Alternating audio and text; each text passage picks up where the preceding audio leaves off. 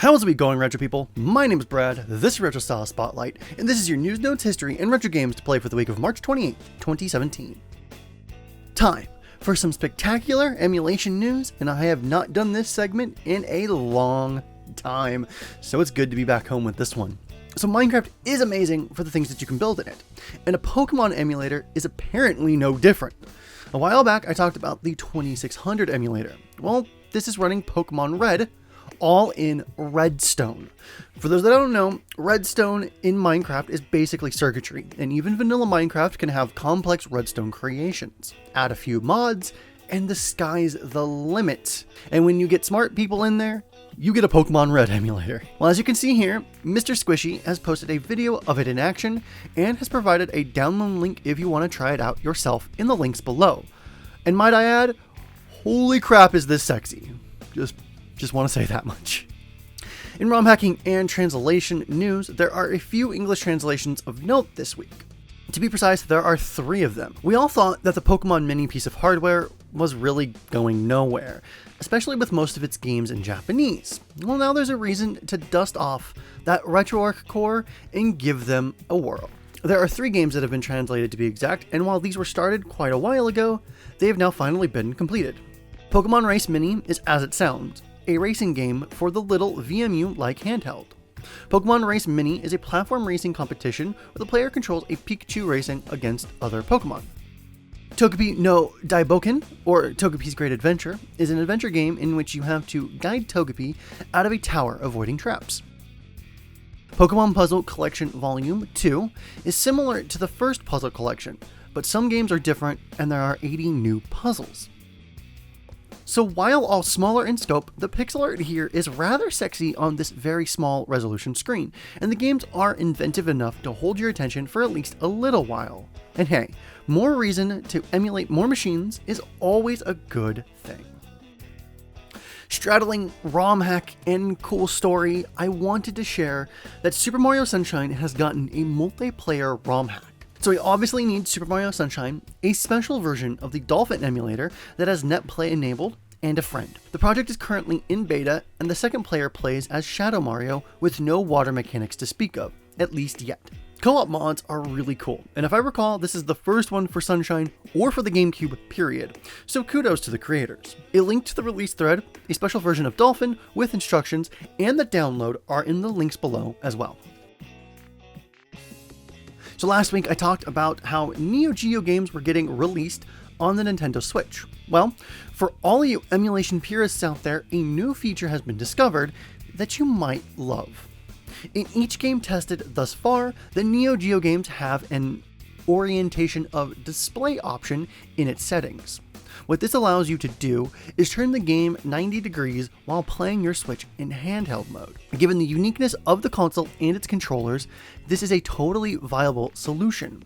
So obviously, while playing Metal Slug 3, or really any game that plays in landscape mode, is going to be cramped and not make much sense in this orientation, this leaves the door wide open to play shmups and vertical games as they were meant to be.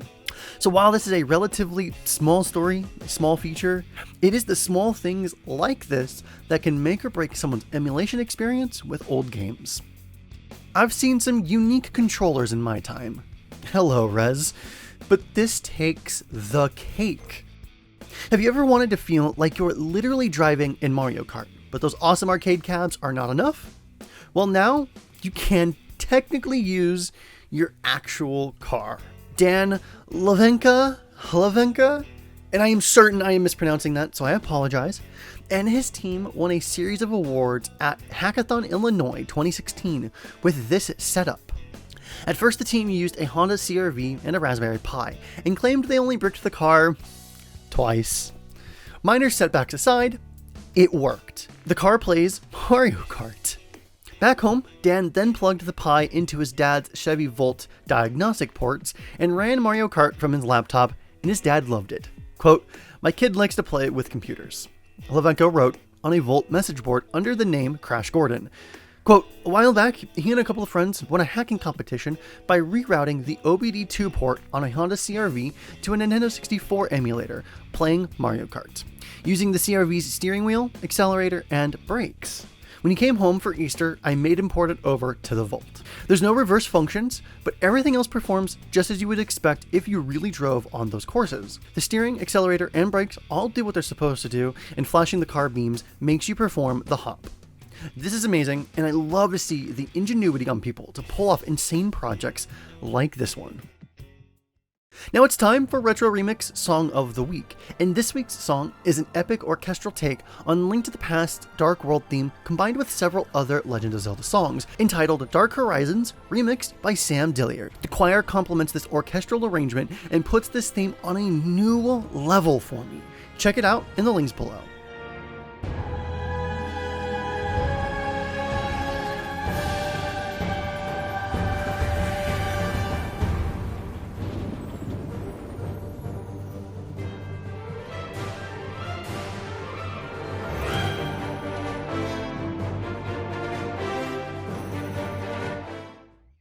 This month in 1997, Castlevania Symphony of the Night was released for the Japanese market on PS1 and celebrated its 20th anniversary on March 20th, 2017, so last week. Castlevania Symphony of the Night is a platform adventure action RPG, or Metroidvania game, developed and published by Konami in 1997 for the PS1. It is the sequel to Castlevania Rondo of Blood and features Dracula's damn-pierced son Alucard as the protagonist. It marks a break from previous games in the series, which are action platformers. The game emphasizes exploration, has non-linear level design, and RPG game elements. The game was directed by Toru Hagihari, while assistant director Koji Igarashi had creative influence and was involved with the story writing and programming. From the outset, the game was intended to represent a new direction for the franchise. According to Igarashi, Castlevania Symphony of the Night began development as, quote, something of a side story for the series. We were able to break a lot of Castlevania conventions and introduce a lot of new elements that we still use today. His primary motivation for the abrupt design change was the sight of dozens of Castlevania games in bargain bins of Japanese video game stores. Linear Castlevania games offered limited replay value after completion. The game was originally intended for the Sega 32X as well. Initially, the game was unsuccessful, particularly in the United States, where it was meagerly publicized, but thanks to praise by critics, it gained sales through word of mouth and became a hit. It has been re-released on several consoles and is considered a sleeper hit, a cult classic, and one of the best video games ever made. If you are a patron that pledged to be a part of our Patreon campaign and are watching this early, then thank you very much. For those of you who pledged at the producer level role, your names are now on screen. If you are interested in seeing your name as a part of Retro Style Spotlight with the tutorials and have it be inside of the Launchbox application, then head on over to our Patreon link in the description below. At just $2 a month, you can see content like RSS early, and at higher tiers, you start to unlock things like exclusive Discord server access, producer credits, and a personal hangout with the Launchbox team. Any dollar amount anyone pledges to our campaign is helping us create a better product, and we could not thank you enough. So that was Retro Style Spotlight for the week of March 28th, 2017. All of the relevant links to everything you heard in this edition of RSS will be in the description below. Remember, you can sign up for a Launchbox forum account to interact with the community, moderators, and the Launchbox staff. If Launchbox has given you a beautiful library of games, then why not purchase a premium license of Launchbox for $20, which will get you big box and tons of premium-only features. If you enjoyed this episode of RSS, then give it a thumbs up and subscribe to get notified of new videos that we make in the future. Let us know what you think of RSS and any feedback you may have on it in the comments below. My name is Brad. The link to my channel is also below, where I do lots of gaming content. And remember, Freaks and Geeks, to play more games, and we'll see you next time. Have a good day.